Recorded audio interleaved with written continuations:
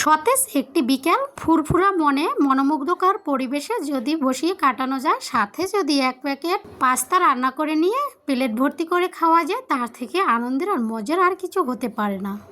বন্ধুরা, নতুন সকল রেসিপি দেখার জন্য চ্যানেলটি সবার আগে সাবস্ক্রাইব করে রাখো। নিত্য নতুন ভিডিওগুলো তোমাদের কাছে পৌঁছে যাবে সবার আগে।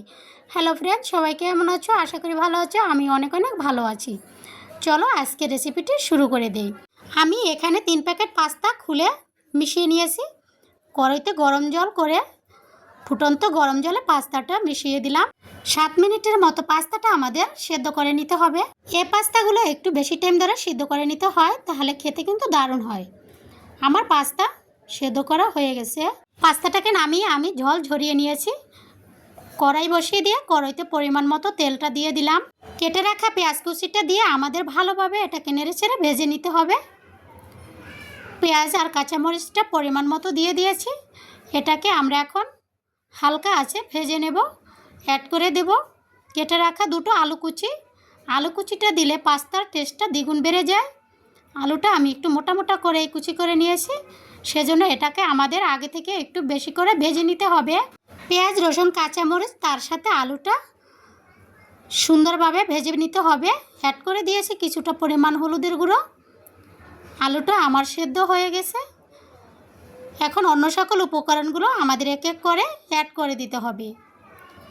আলুটা আমার মোটামুটি ভাজা হয়ে গেছে। আমি কড়াইটার এক পাশে খালি করে নিয়েছি।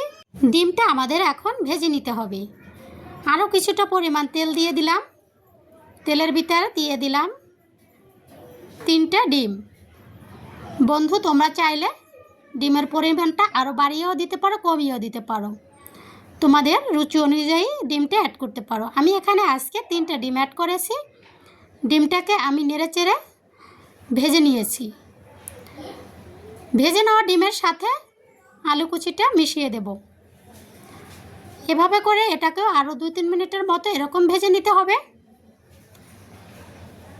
আলু আর পেঁয়াজ কুচিটা ভালোভাবে যাতে ভাজা হয়, সেজন্য কিছুটা সময় নিতে হবে। আমার আলু আর পেঁয়াজ কুচি ভালো করে ভেজে নিয়েছি। এখন এর সাথে অ্যাড করে দেব সেদ্ধ করা পাস্তাগুলো সেদ্ধ করার পরে আমি ঠান্ডা জল দিয়ে ধুয়ে নিয়েছি পাস্তাটা ঝরঝরা করার জন্য।